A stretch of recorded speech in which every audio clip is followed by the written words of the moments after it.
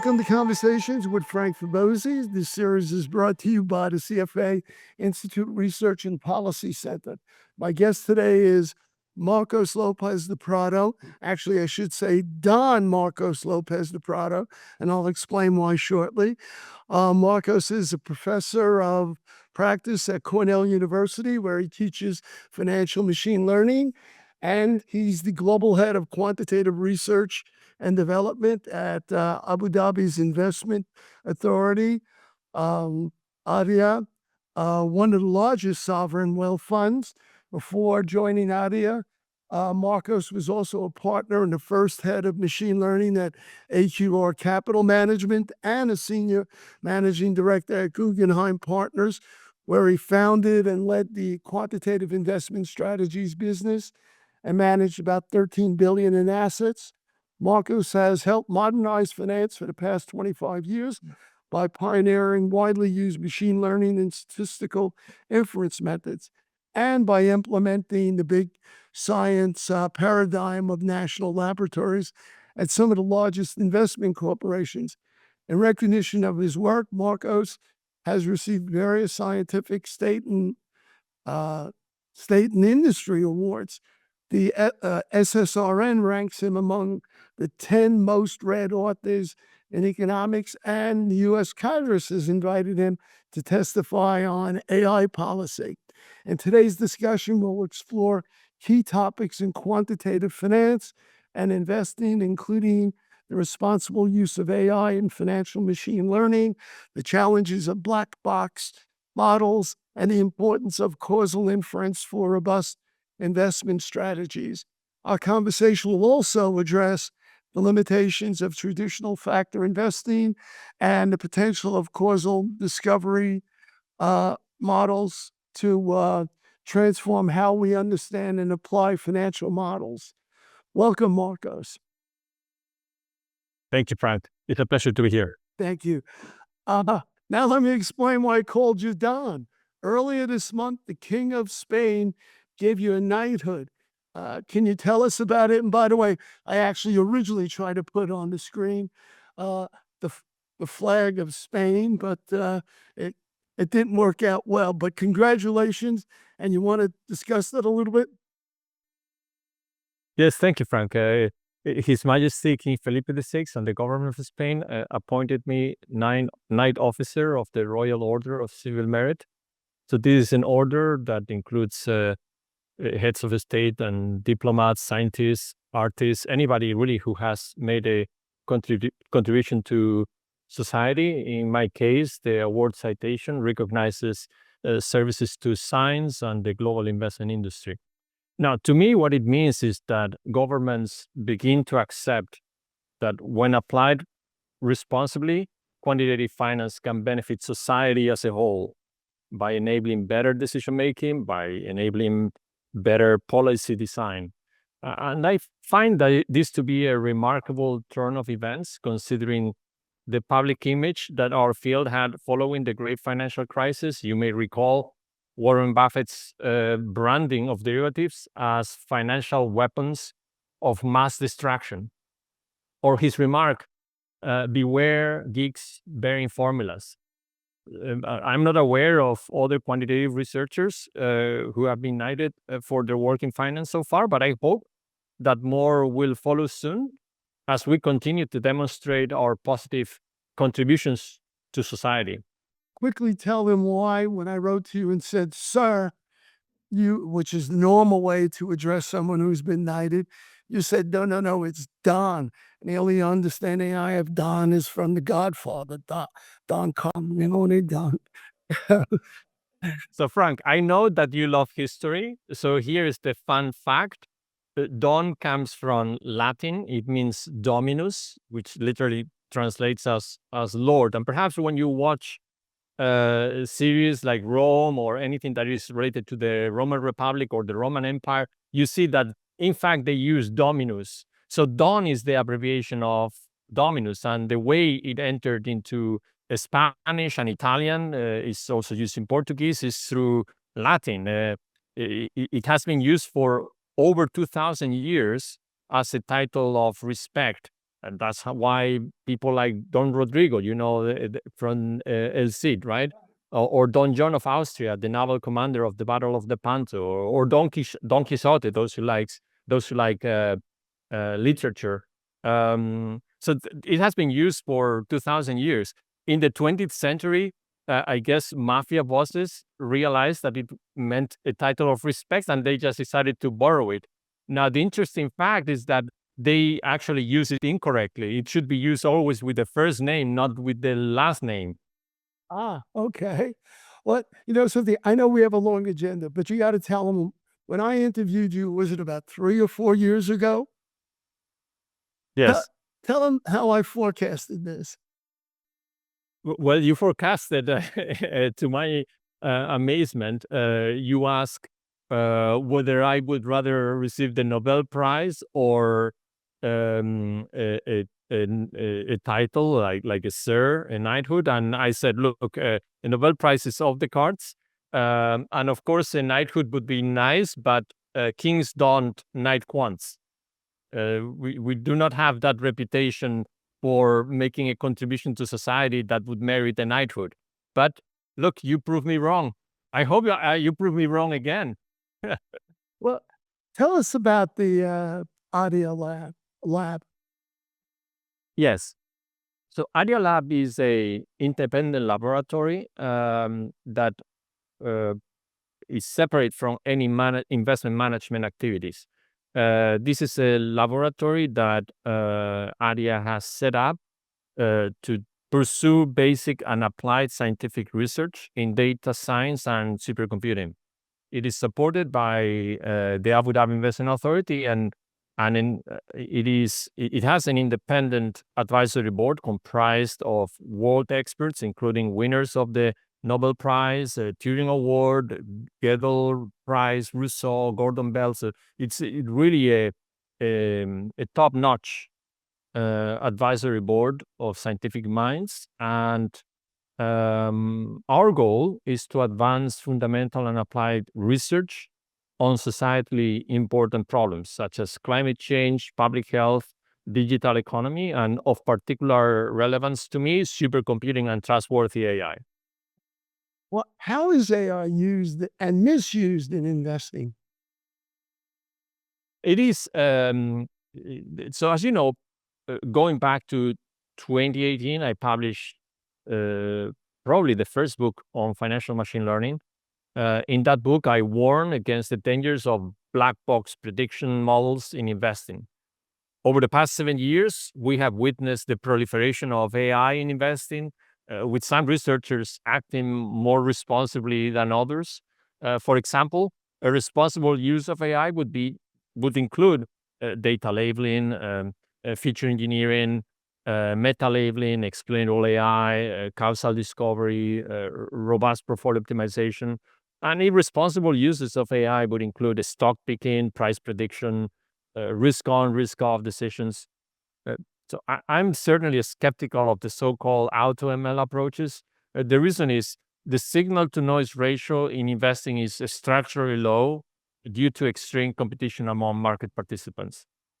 Auto ML will likely end up identifying overfit strategies and strategies that will lead to losses. So I'm alarmed to read that some researchers advocate for the use of overparameterized machine learning algorithms in order to benefit from the so-called double descent phenomenon.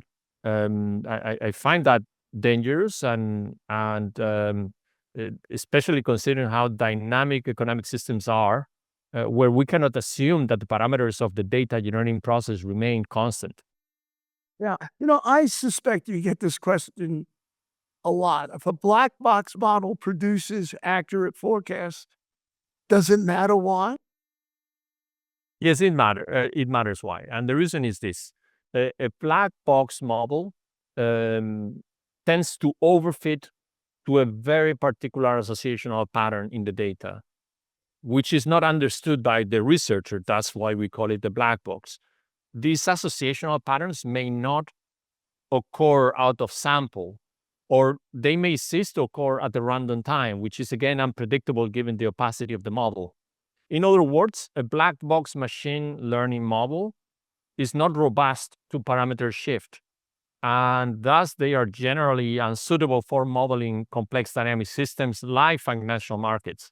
Robustness is something that you can only accomplish through causal modeling. When you know what is the sequence of cause and effects and what are the links, and when you understand what variables are confounders and what is the impact of a parameter shift. So I'm actually writing a paper on this topic, which I will show you soon, and I hope you like it, where I show that causality is a necessary condition for investment efficiency, meaning that unless you model causal relationships, your portfolio most likely will not be efficient.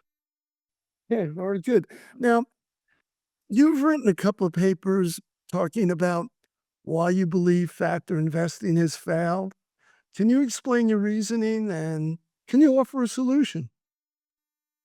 Yes, so the performance of the main factor indices is unambiguous. When you look at, for instance, the Bloomberg Goldman Sachs Asset Management Index, which is perhaps one of the most widely followed, its annualized Sharpe ratio from inception date, which is May 2nd, 2007, to the present has been approximately 0.17. And the average annualized success return has been around 62 basis points. So this performance does not include transaction costs, does not include market impact, execution costs, cost of borrowing stocks, management, incentive fees. If you were to include these costs, then the performance would be very negative. So the conclusion is that after 17 years of out-of-sample performance, factor investing's Sharpe ratio is essentially statistically insignificant at any reasonable confidence level.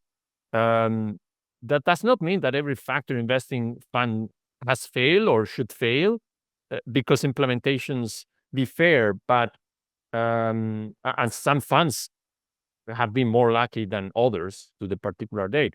My point is that as a whole, factor investing industry has not lived up to the expectations generated. Essentially, it has disappointed. Why is misspecification a problem for factor strategies? Misspecification is a problem because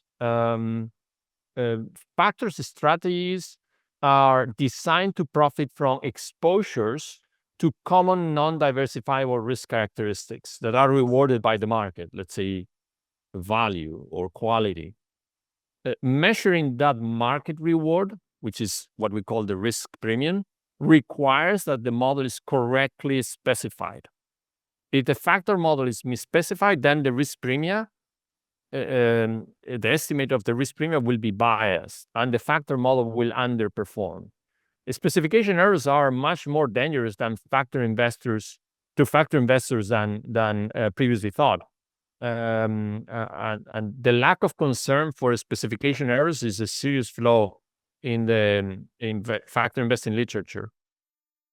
Can you give a real-world example to illustrate failure to control a confounder, a variable that influences both the independent and dependent variables?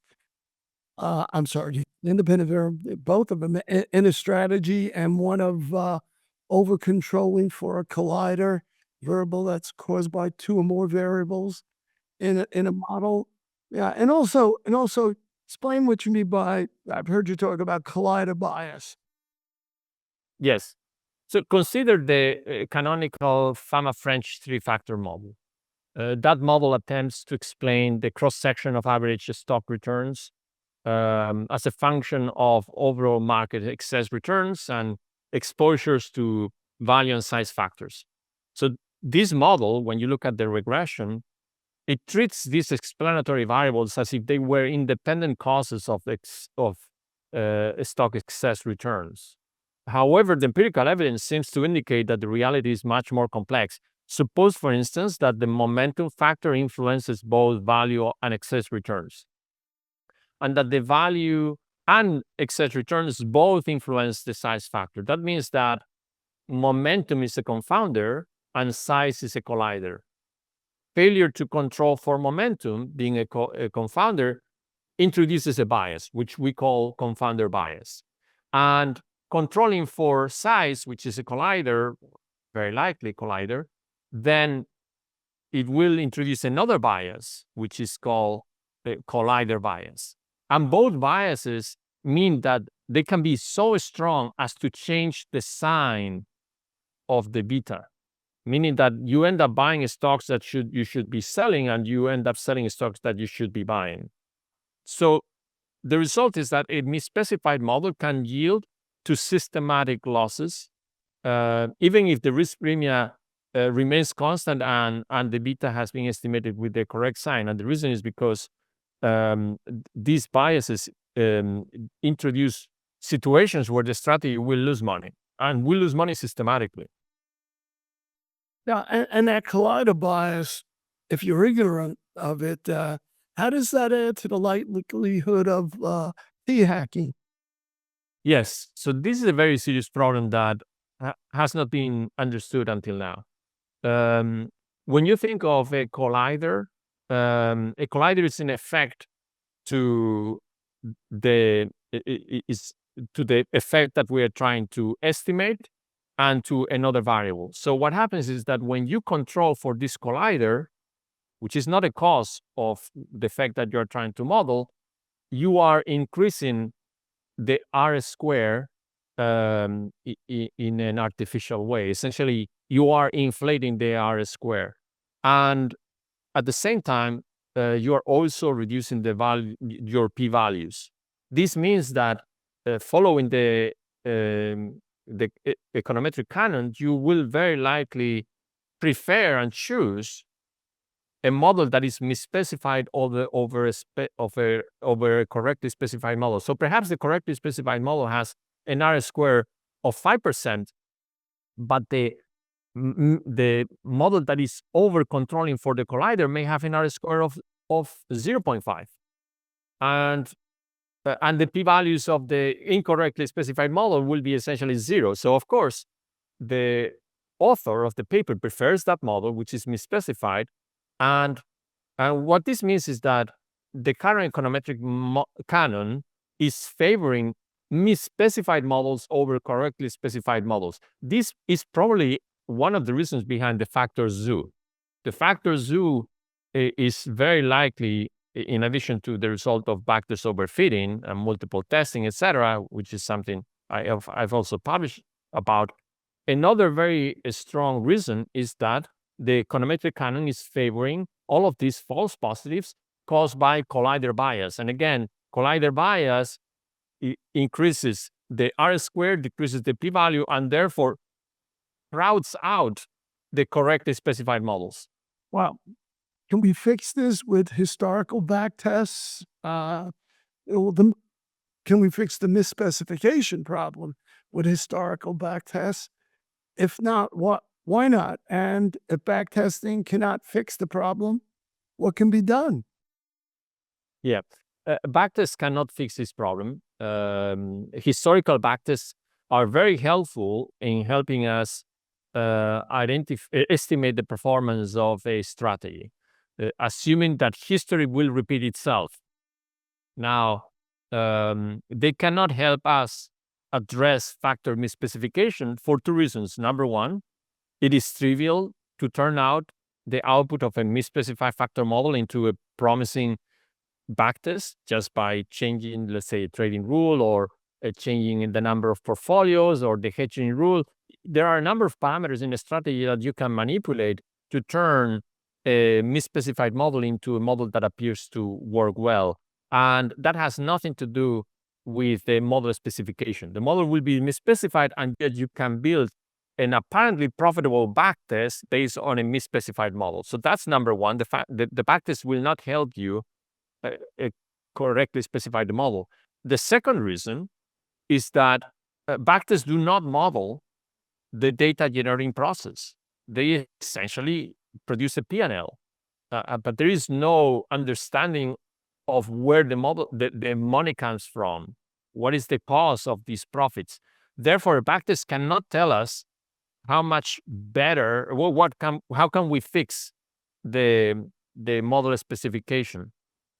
What we can do to fix this problem is to apply causal inference to justify what is our model specification. So what we can do is we can use, for instance, causal discovery algorithms to help us narrow down what is the family of causal graphs that are consistent with empirical evidence. And given that family, that tells us what variables we should control for, confounders, and what variables we should never control for, colliders. In that way, what remains open is the causal path.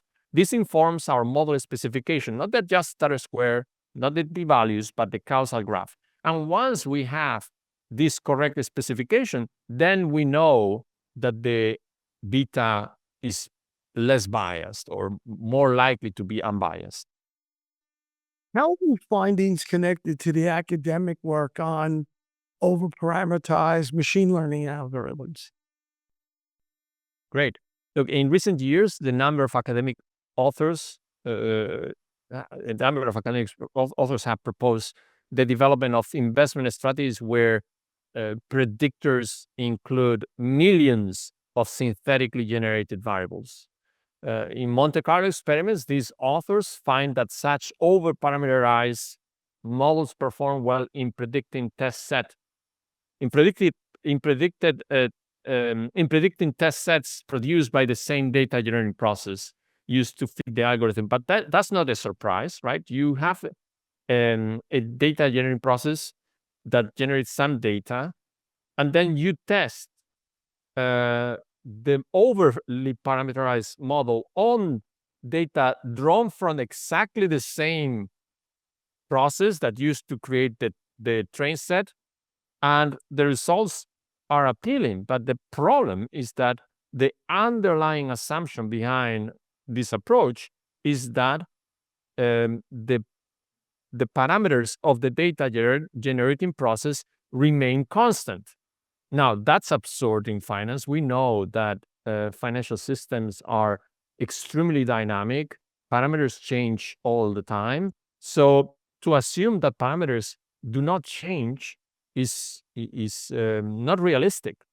So I think that it will likely have poor consequences for investors. Adding millions of parameters to a model all but guarantees misspecification, and with that, systematic losses under parameter shift. The way to enforce robustness is not through complexity or even simplicity, is through causality. Why has this issue been ignored for so long? How is that possible? Backtesting is easy. It's intuitive. Most investors like it, and to some extent they fall for it. Just like many people want to believe that there are easy ways of making money with various schemes. It takes a lot of rigorous planning, hard work, discipline, team effort to develop a profitable investment strategy through the scientific method.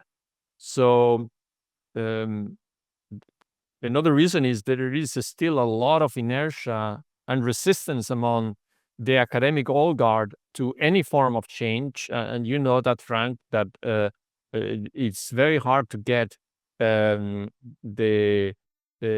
ivory tower to embrace new ideas.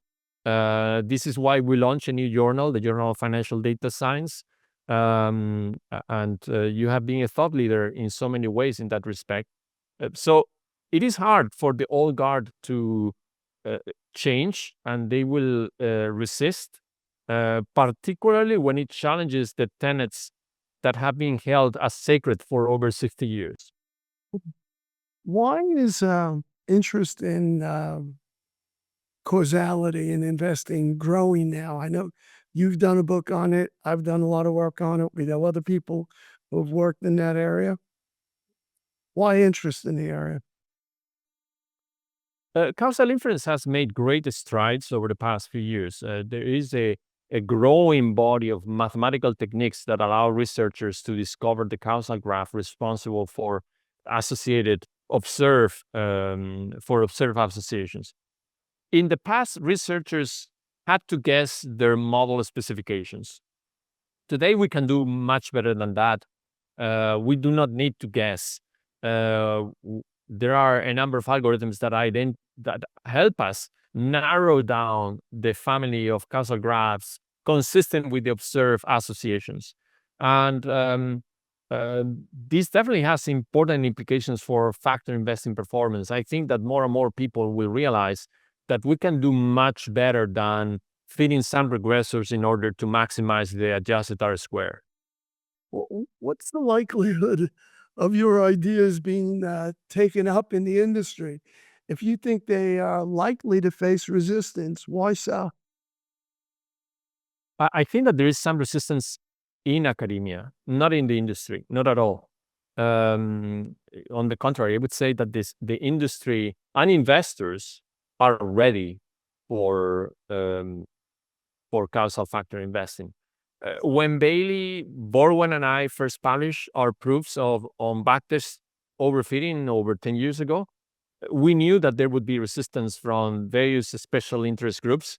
But we also knew that there was no turning back, that an increasing proportion of investors would no longer accept backtests as a strong evidence when making investment decisions. And this time is not different. Once you see causality, you cannot unsee it.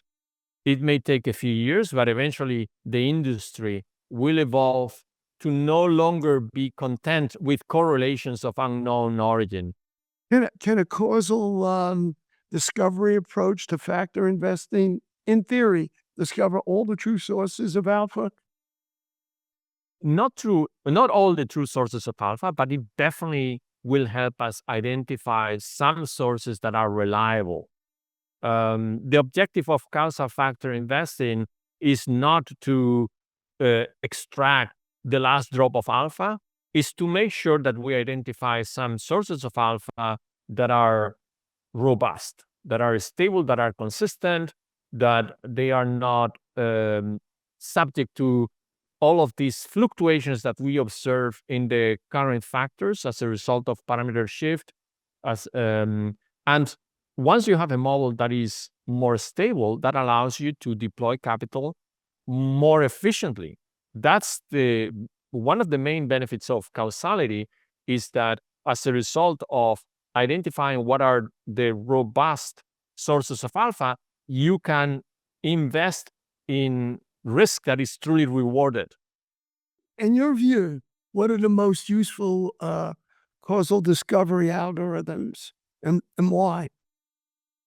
Well, there are many different causal discovery algorithms. You have the PC algorithm is very well known and understood, and I would recommend our audience to, at the very least, a takeaway of this conversation is to play with it. There are very efficient implementations of this algorithm, and just to become familiar with the logic, they will realize that there is a lot of wisdom in this algorithm, in how it eliminates potential candidates from the causal path.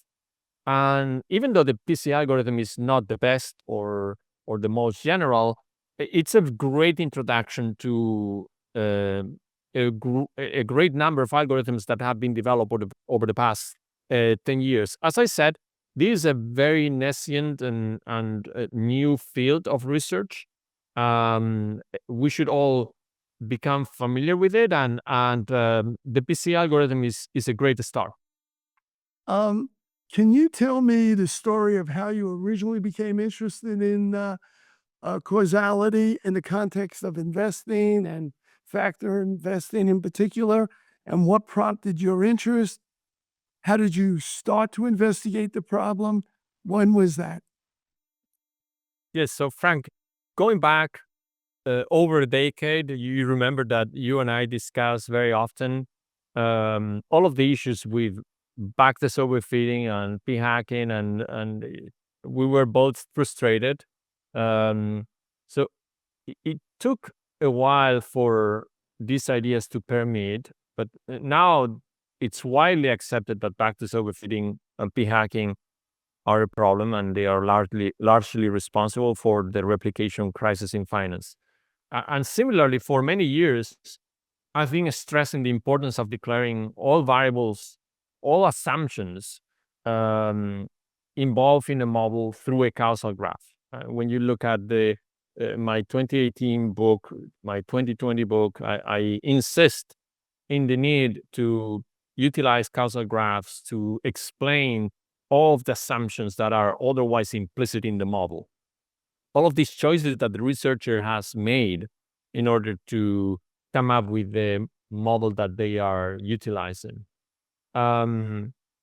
So this interest in causality really started during my experience and my time as a research fellow at Lawrence Berkeley National Laboratory. So that started around 2010, about 14 years ago. There, I working with physicists and chemists and mathematicians, computer scientists. I realized that they work in a very different way to the way that we work in the investment industry. I was in the computational science department, and there we were very interested in various AI algorithms. But I had exposure, and I was in contact with researchers doing science in physics, in climate change, and in all sorts of algorithms for high performance computing and so on. And the way that they work is very different from the way that we typically work in finance. Essentially, they take a problem and they break it down into areas of specialization. So they will take a problem like, for instance, identifying a new compound. And they will have on one hand, a chemist who understands what is the chemistry of the molecules involved in the compound. But they will also have a computer scientist. They will have someone who is very knowledgeable in mathematical modeling. They will have something who is also understands how to design an experiment in order to identify other people who are operators of the machinery. So they take this problem, which is very complex, they break it down into problems, and then they let specialists work on these individual problems, right, that they need to crack. In order to solve the big problem, we need to crack all of these little problems, right? So that's how they work. And to me, this was a very good way of getting very deep into questions. Now, going back to investing, when you think about it, investing is an extremely complex problem. There are issues related to the data, to the signals, to the way the signals are combined in the portfolio, to the way the code is implemented in order to run it fast and robustly, to the way the portfolio, the risk, the overall risk is managed, the execution, the infrastructure, right? There are all of these issues.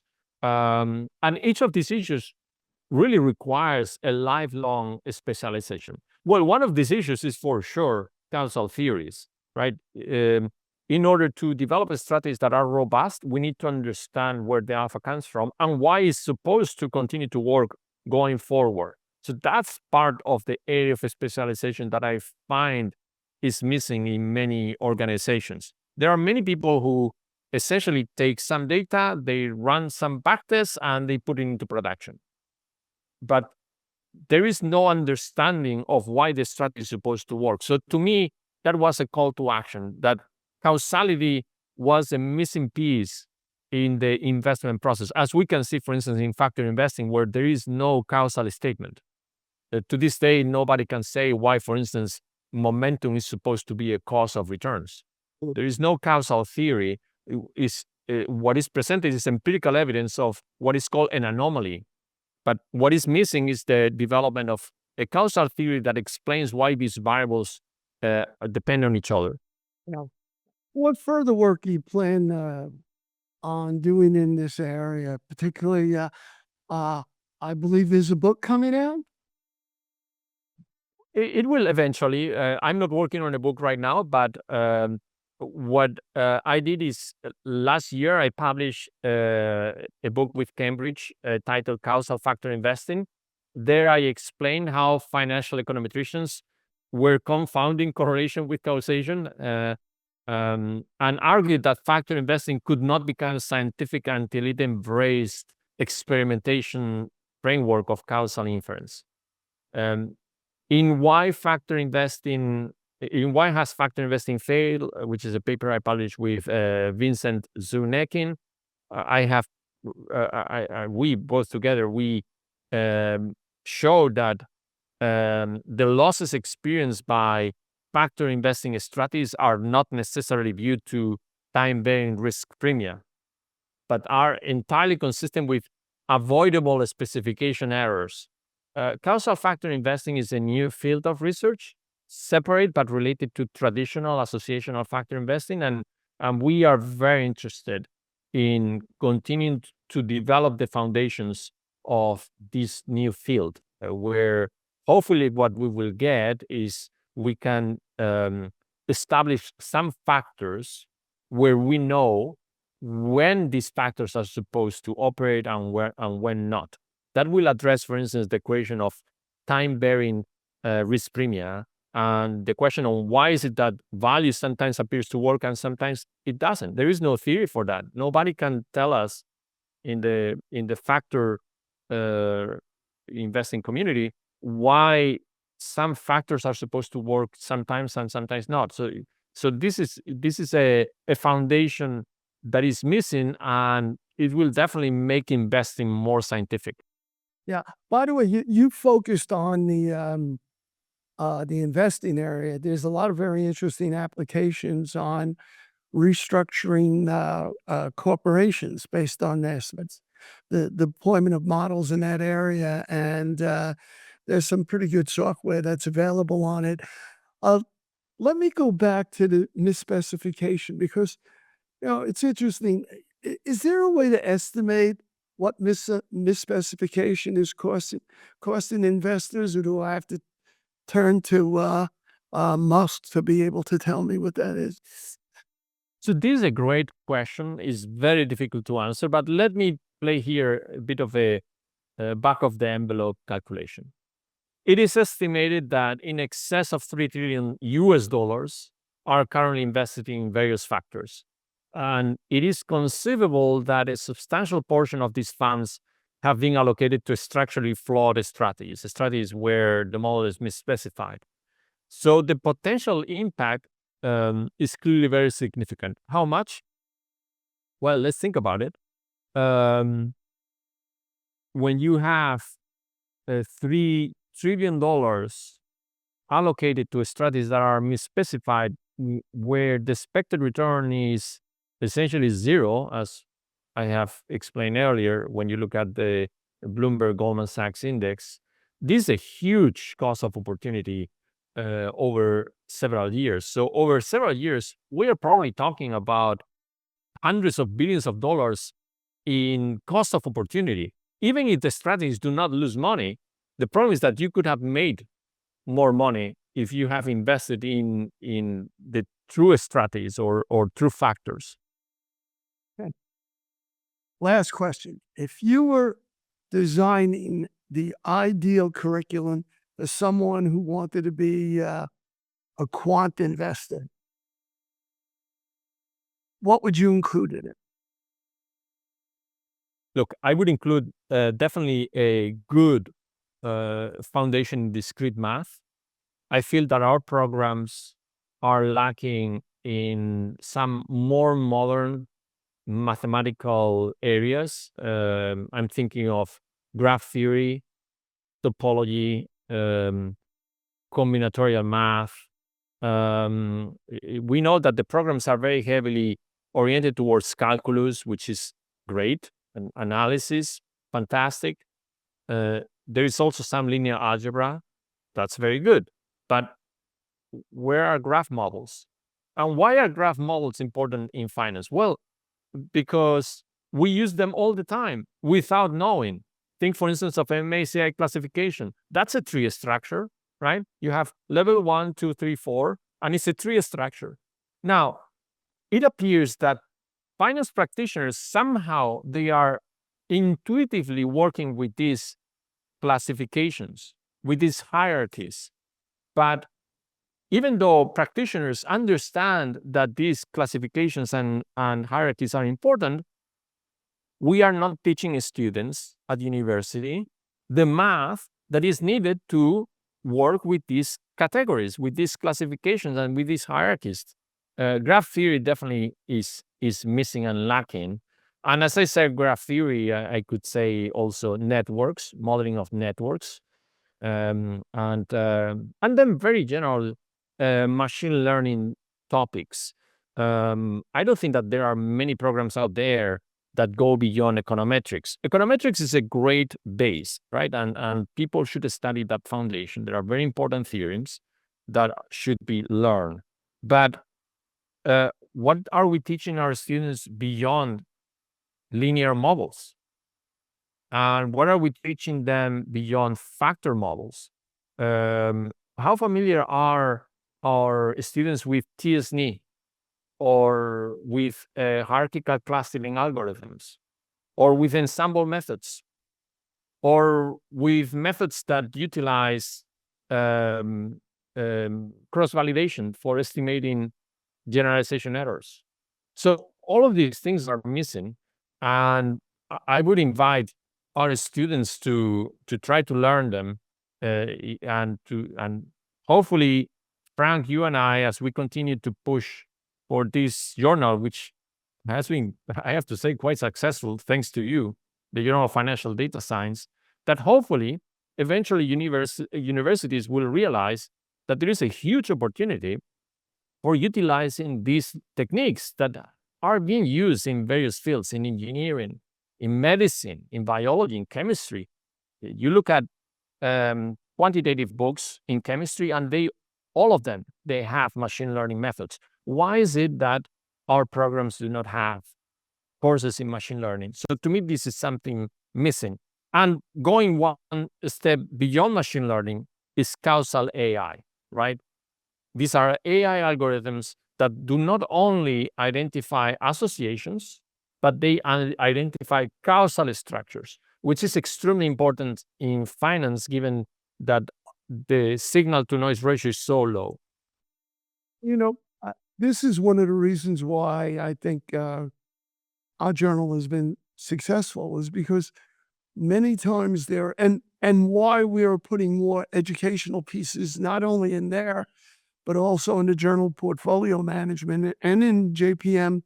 Next, in 2025, we're going to have and this, a special issue, educational issue on dealing with machine learning and AI. But I think this is why in our journal, where we have to get more and more pieces in on network modeling. We have to really expand the scope. So, Totally. I think that's interesting.